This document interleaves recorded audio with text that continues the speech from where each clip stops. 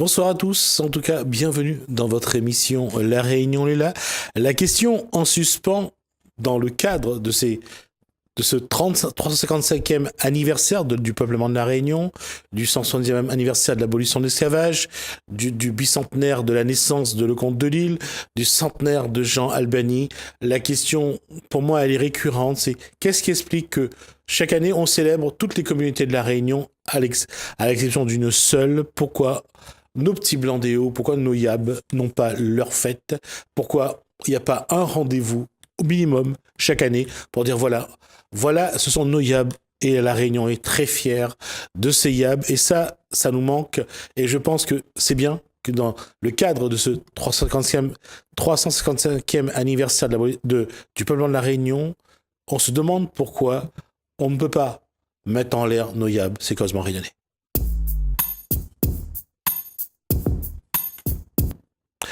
Bonsoir Patricia Château. Bonsoir Gismi. Je croyais avoir mal prononcé le nom. Elle s'est restée là figée. Elle s'est dit tiens, ah bon, je m'appelle Patricia Château. Elle est sociologue. Ça, je pense qu'elle le sait aussi. J'allais dire, c'est un paradoxe parce que quand on regarde les petits Yabs, nos petits blancs des Hauts, nos Yabs, ils ont participé autant au peuplement de la Réunion que n'importe quelle autre communauté. Et pourtant, on le voit dans l'histoire, nos petits blancs des Hauts ont eu du mal à trouver leur place. Ils ont trouvé différentes places. C'est-à-dire ? Eh bien, d'abord, il y a eu la place, on va dire, de petits planteurs. La place d'individus qui s'installent soit dans les bas, soit qui montent dans les hauts, effectivement. Donc, ils ont une place, en fait. Ils ont une existence. Mais ça, c'est... Non, je suis d'accord, ils ont une existence. Mais on voit bien, ça me fait penser un petit peu aux enfants de la Creuse quand ils arrivent dans les familles où on les met, c'est une perte complète de repères. Et qu'on le veuille ou pas, d'une part, ce ne sont pas, je répète, les personnes qu'on récupère aussi bien dans la rue, sur les trottoirs, dans les prisons, ou qu'on sanctionne et qu'on envoie à la Réunion pour le peuplement, ce n'est pas non plus l'élite de la France à ce moment-là, et quand ils arrivent à la Réunion, on ne peut pas dire qu'on les reçoit en grande pompe, au contraire. C'est un peu les parias de la société réunionnaise, et le paradoxe, y compris, alors que les esclaves sont affranchis, c'est ces petits blancs des Hauts qu'on regarde d'une drôle de façon. Là, franchement, vous traversez différents plans historiques. Oui, je sais. Et alors, je me demande où est-ce parce qu'on peut pas répondre à toutes les questions. Non, pas pour répondre. Mais on va le prendre, par exemple, juste avant l'abolition de l'esclavage. Oui. Quand on commence à envoyer, parce que ce qui manque à la Réunion à cette époque-là, c'est aussi les femmes. Oui. Et quand on envoie c'est comme quand on va chercher les engagés, on essaie de faire venir un maximum de femmes. À chaque fois, quand on va chercher les esclaves malgaches, les esclaves femmes, on va chercher des esclaves femmes.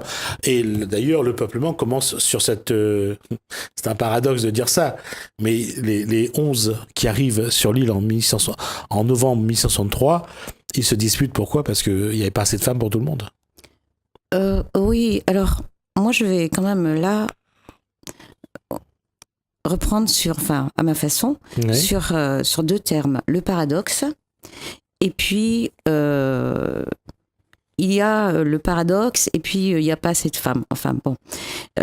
Alors, la question du paradoxe. Sur le petit blanc, on dit que, effectivement, ça c'est dans une, comment dire, c'est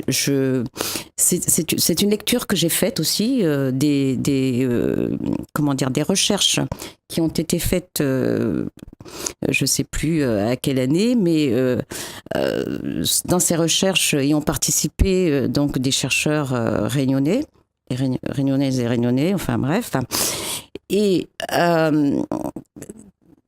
on parle de paradoxe du Petit Blanc. Paradoxe par rapport à quoi ? Paradoxe par rapport à un sentiment à la fois de proximité et de peur des Noirs, c'est-à-dire le marron ou le noir libre. Mais est-ce que c'est un paradoxe ? Je n'en suis pas sûre. Comme vous aviez parlé déjà j'aime bien aussi l'idée de cette fresque historique, à savoir nous sommes dans une ambiance où il y a la misère, des individus sont présents dans l'île, expulsés de leur du royaume Bourbon à l'époque, ou d'autres comtés, parce que vraiment les recherches à La Réunion sont très jeunes. On peut pas vraiment savoir exactement ceci est pour une fois admise, et encore ça peut bouger, mais bon, sans entrer trop dans des explications trop complexes pour pouvoir arriver quand même à comprendre la question, c'est que le paradoxe, c'est quoi ? C'est que lorsqu'on se trouve dans une société, effectivement, comme vous le dites, parce que vous avez fait un parallèle avec la Creuse, lorsqu'on arrive dans un espace, et ça c'est important, d'un point de vue de parler d'un espace, d'un point de vue de la mémoire collective et de la mémoire individuelle. Bon, lorsqu'on arrive dans un espace et que, selon effectivement les conditions dans lesquelles vont arriver ces personnes, est-ce que ce ne sont pas les il y a ceux qui arrivent effectivement, comme vous le dites, ils arrivent, ils sont bien reçus parce que eux-mêmes ont demandé à partir, ou bien ils ont fait le choix. Bon, bref, ils sont allés chercher quelque chose à La Réunion, fonder quelque chose, et puis ceux qui finalement ne savaient pas trop quoi y trouver. Et puis ceux qui arrivent là dans un climat de terreur, si ce n'est pas la terreur, et puis ceux qui arrivent qui ont déjà connu la terreur du lieu où ils se trouvent, donc ils arrivent, et puis qu'est-ce qui se passe ? Et ben là, il y a d'abord une acclimatisation, je sais plus comment on dit. Acclimatation. Vous voyez les époques. Non, c'est pas grave. La climatisation, ça va après. Non, ça va. C'est bon. Alors ce qui se passe, c'est que ils arrivent avec leur mémoire individuelle, leur mémoire collective, c'est-à-dire leur histoire, etc. Et là, il y a un nouveau contexte. Il y a un nouveau contexte. Il faut vivre, il faut travailler. Et en plus, il y a ce qu'on va appeler ceux qui vous disent si vous voulez rester là, il va falloir produire ceci. Et puis si vous voulez avoir une terre, il va falloir acheter tant d'esclaves ou pas. Bon, voilà pour la première période. Bon, donc première période, on arrive là à une situation où il y a aussi des libres, des noirs libres. Il y a des noirs libres. Quand on dit noir, comme à l'époque, donc j'avais fait référence à ce document, à ces travaux actuels. Quand on dit noir, on veut entendre par là celui qui n'a pas une peau de couleur très très claire, ou blanche plutôt à l'époque. Donc il parle là de carnation, la carnation blanche. Il se retrouve avec donc ce que maintenant ils appellent le métis indigène. Certains soutiennent ceci comme cela. Moi, Oui, c'est un paradoxe. Là, c'est vraiment un paradoxe. Oui, le métis indigène. Bon. Alors, si vous voulez prendre, puisqu'on voulait arriver au paradoxe, donc ces individus, ils sont là, ils se retrouvent, etc., ils se connaissent pas. Doivent-ils avoir peur l'un de l'autre ? Déjà. Bon, il y a la question collective et la question individuelle. Les deux questions, dans les deux cas, la question qui était posée est la même. Je veux dire, ces deux êtres qui sont quand même, d'abord, qui ont été déracinés, qui ont subi la souffrance de leurs patrons ou propriétaires dominants, qui ont également aujourd'hui affranchi ou pas, sont dans une situation sociale très précaire, les moyens de subsistance, trouver à manger, et quelque part il y a dire qu'ils se regardent, oui, mais je pense qu'à un moment donné, force est de reconnaître qu'ils n'avaient pas le choix que de s'entraider. Quel a été, qu'est-ce qu'on peut retenir de ce que l'on sait de l'histoire de l'humanité? Il me manque là certainement beaucoup de données, d'informations, mais disons qu'avec les avancées, là où on se situe, on peut dire qu'ils peuvent effectivement être solidaires comme pas solidaires. Si vous prenez par exemple, une famille qui se déclare comme étant chasseur d'esclaves, et d'autres chasseurs d'individus qui s'est libéré, qui s'est échappé, il ne peut pas y avoir de solidarité. Il ne peut pas y avoir de solidarité, ça dépend là encore du contexte. Si on regarde l'histoire avant 1848, avec les problèmes de savoir est-ce qu'ils allaient abolir ou pas, en tout cas il y avait de la résistance sur les territoires, dans les colonies surtout, puisque la main-d'œuvre bon marché, c'est ce qui faisait la richesse des propriétaires, des gros propriétaires. Après l'abolition, la question est la même. C'est où trouver de la main-d'œuvre suffisamment obéissante, malléable et pas chère. Oui. Est-ce que c'est ça le paradoxe de l'histoire du coup pour l'île? Certes, c'était déjà un paradoxe. C'était pour le Petit Blanc un véritable endettement. Et c'était certainement pour on va dire le propriétaire qui voulait s'enrichir sur la base donc de l'époque, à savoir l'esclavagisme, et puis même par la suite comment ça s'appelle pour la venue des Indiens, j'ai une petite pour l'engagisme.